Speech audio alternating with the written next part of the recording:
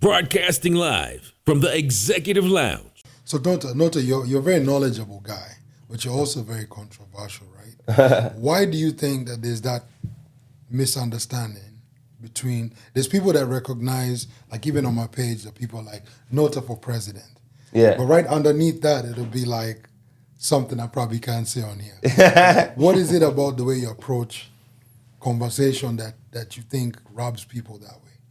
Well, I just feel like, we're in a world where there's a lot of pretentiousness that gets allowed, and then a lot of people, get blinded by that, and then they get brainwashed into that.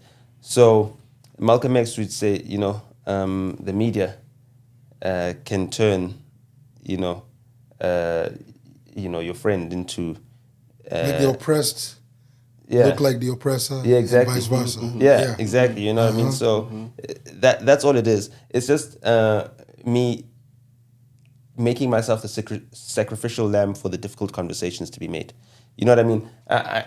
You could ask Jesus Christ. I mean, like, why did they stone you and put you on a cross? And we gather in halls all around the world right now to praise you. Right. You know what I mean? He just compared himself to Jesus. It's going to be He kind of looked like Malcolm, though. Yeah, when you said that, when I looked at it, I was like, oh, yeah, the Malcolm like X. Malcolm. Yeah, that's why I'm not wearing my glasses today, because, they always say our Malcolm X, our Malcolm X. That's what they say in South Africa because of the glasses, But I don't have the button nose as much as Malcolm. But Malcolm had freckles. Yeah, you know what I'm saying? I know. I get that a lot. I get that a lot.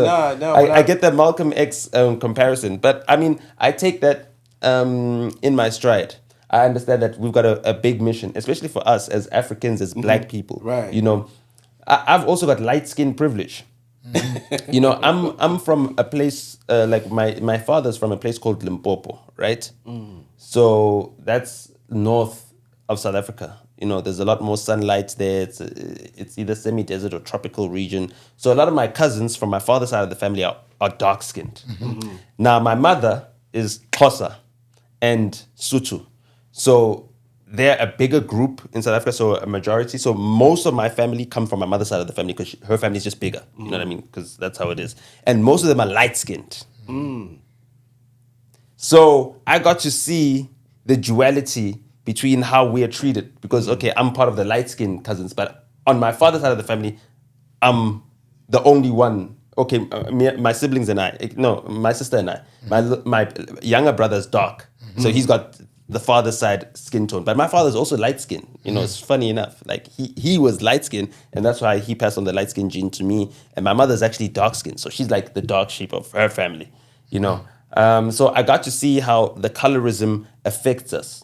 And then I learned that my responsibility as the light-skinned cousin who's going to get the privilege, who's going to be the one that they ask, at the funeral, why don't you speak on behalf of the cousins? All of these small things, the reason why I'm so confident is because they asked the light-skinned brother, speak on behalf of your cousins at your grandmother's funeral. Speak on, and now it would be my responsibility and I get comfortable with it. And then all my other cousins, they get more shy.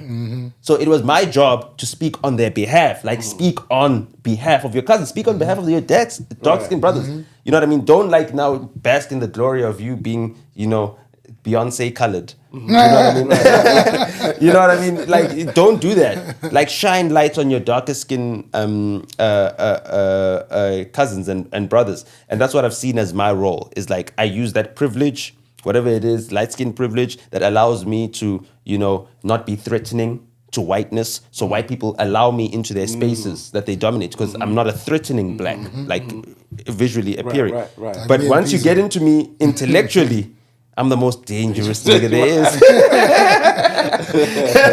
You know what I mean? Because I'm like a wolf in sheep's clothing. You know what I mean? The white folk love a Black guy like me. Oh, you got freckles like us. Right. Oh, you speak eloquently. You speak great English like us. You know what I mean? You can be among us, but I'm the most radical, most ultra Black, most Malcolm X, there is, I'm more Malcolm X. I'm Nelson Mandela when he had a gun from Haile Selassie. Because you guys don't know Nelson Mandela. You guys think Nelson Mandela was this nice guy, and you know what I mean. You guys need to read a book called Mandela's Gun.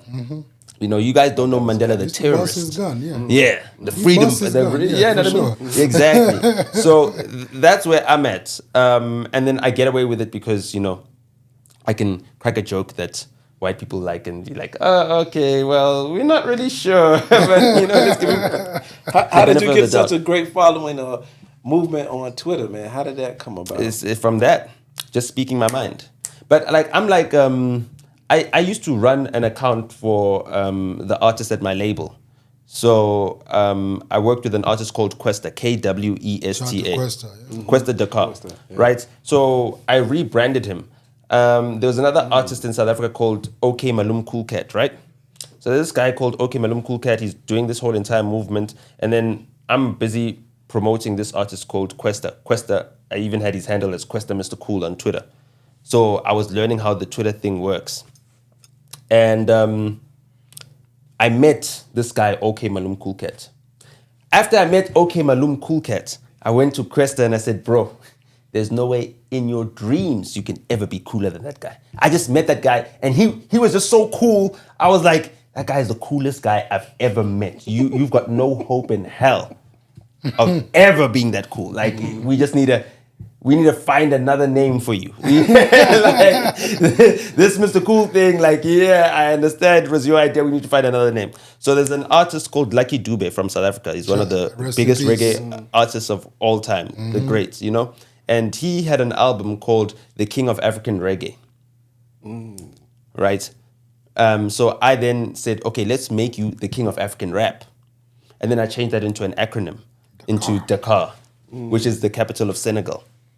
And then now building the King of African Rap, I had to build a persona on Twitter because he wasn't tweeting like that. So then I learned how to, you know, tweet to rile people up because I'd be tweeting on the Kwesta Dakar account and you know what I mean? I'd start like little fights and stuff like that, you know what I mean? Little tours and stuff like that, you know? And that's where I got into that, but I wasn't doing that personally. It's only after we stopped working together that I was doing that on my own account. And that's where, you know, I'm already tweeting like, yo, I've been tweeting to 1 million followers. Wow. Yeah, for like, I don't know how many years already. So I know I'm restarting my own account. I've only got like 3,000 followers, but I'm tweeting like I'm tweeting to 1 million followers. And then my stuff just started going viral. And like now we're like on 80 something thousand. So what's On a 80K. secret? Give us a Twitter secret, man. The secret to Twitter is that the more angry you make people, the more engagement you'll make. Isn't that the case with like almost everything, even visual Yeah, content? but just on Twitter in particular, yeah. the angrier you make people, the more likely they are to respond, X, retweet. for that fact. Yeah, on X, yes. Yeah. So before we bring in Robot Boy, do you want to at least kind of like Intro him. intro him like Yeah. the right way? Yeah, well, I'd say, Robot Boy, like, if Will Smith could dance, he'd be like the Will Smith of Amapiano. Okay. Yeah, because he's got the Fresh Prince thing, he's got the comedic thing, he's a multi-hyphenate, so he can act, he can do the whole thing, he does the skits, you know what I mean, he does the dancing, he does the rapping thing, you know what I mean, but like, you know, he raps, he's got hard bars, but no one really takes him as like a serious threat, you know, they don't want to make it seem like, actually, this guy is actually like fire, it's like Will Smith, it's like, we all listen to Will Smith, we all love his music, but no one would admit that, yo, Will Smith's my favorite rapper type thing, you know what I mean, Right. So, cool, it's fine. It doesn't matter because either way, as a character and as a persona, just, you know, who he is just a great guy that, you know, gets along very well with everybody and is also multi-talented, you know. He plays musical instruments as well. Oh, you know, he does it all. He can do it all. You know what I mean? Okay. He can do it. And I also don't want to forget DJ Dash. Yeah, Lynn Dash. So Lynn Dash, you know, he's a second generation, just like Robot Boy. Maestro. So Robot Boy, his father was the poet laureate in South Africa. Oh man. Yeah, so he was the main poet, you know, that would eulogize life in South Africa, in post-democratic South Africa. So just Google a guy called Mzwakhe Mbuli.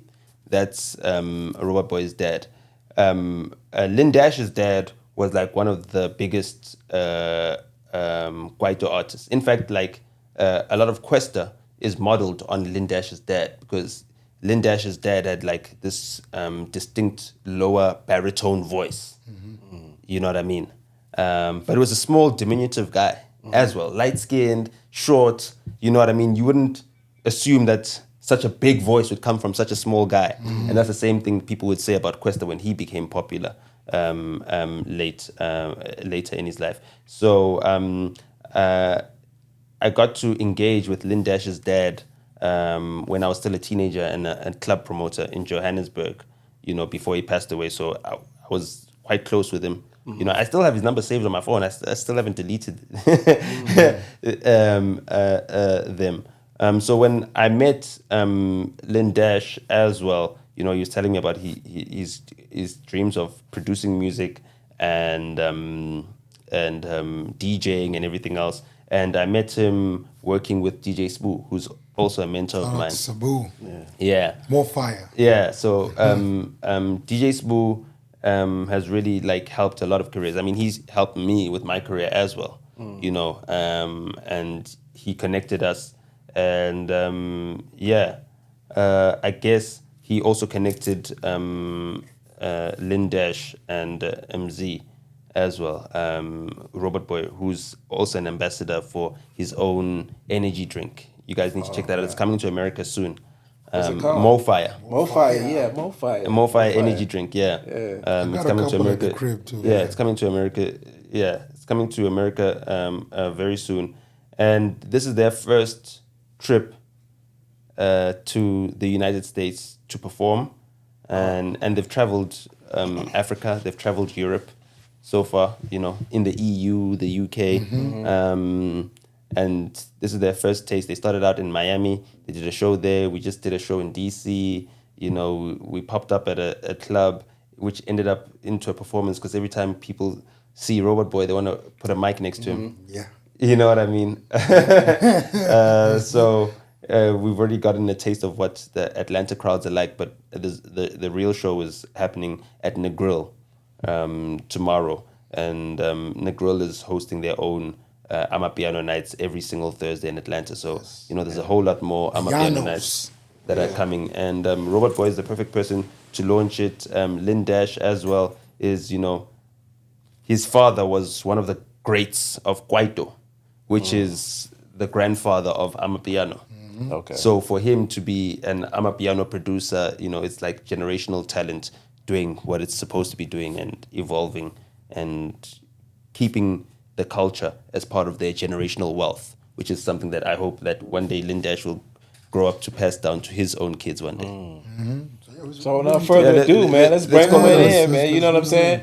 So we're going to come right back with the one and only, you know what I mean, Robot Boy. Yeah, Robot Boy and DJ Lin Dash. Lin Dash. And then Lin All Dash. right, I'm going to give you guys a moment to chat to them, because I feel like, you know, Yeah, we can Yeah, cut. we Yeah, definitely- let's do it. Let's do it. we've had a good like mouthful. Yeah, it's been real. Yeah, Thank yeah. you, but I hope that you guys have learned a lot more about the culture. Bro. A lot. Yeah. Yeah, and has it informed like the type of questions that you might be asking them as well to elaborate on? Okay, no, that's great, because Okay. No. I wanted to at least But I help do you. want to say, you know, I think y'all should definitely support my man. Like Thank you. Nota is he's a big advocate for his people. Yeah. I mean, the whole rubbing people wrong thing, I get it, but Yeah. you know, this guy is really fighting out here. It's not easy to do what he does. So Yeah. for me, I'm just glad to be able to be a part of this journey together with P. So No, shout out to thank you, you. bro. Keep up Yeah. the good Thank fight. you. man. Definitely. Pleasure to meet you, P. And yeah, I'd like to also get involved in some of the work that you're doing. You know, I've visited some prisons with DJ Spoo back home in South Africa, and we'd also like to use the art as a way to help people who haven't had the practice of Right. expressing themselves Definitely. actually understand how to express their emotions so that their frustrations don't go into destructive. Let's do it, bro. Yeah. Let's do it. Yeah, Let's I make sure had we that. change numbers. Unfortunately, I didn't like go to an institution for that, but I had that in my own upbringing as a child. So I was able to take my own frustrations. I was taught how to write, you know, Okay. poems and everything else that's through dope. listening to hip hop. So I got that training myself through listening to the music, and I got that, and it's helped me get here to where I am today. So I'd like to help others All right, in a let's more do it. formal structure. Let's do it. Broadcasting live from the Executive Lounge, starring Mr. Come My Way and Pizzo Coconut Johnson. Peace.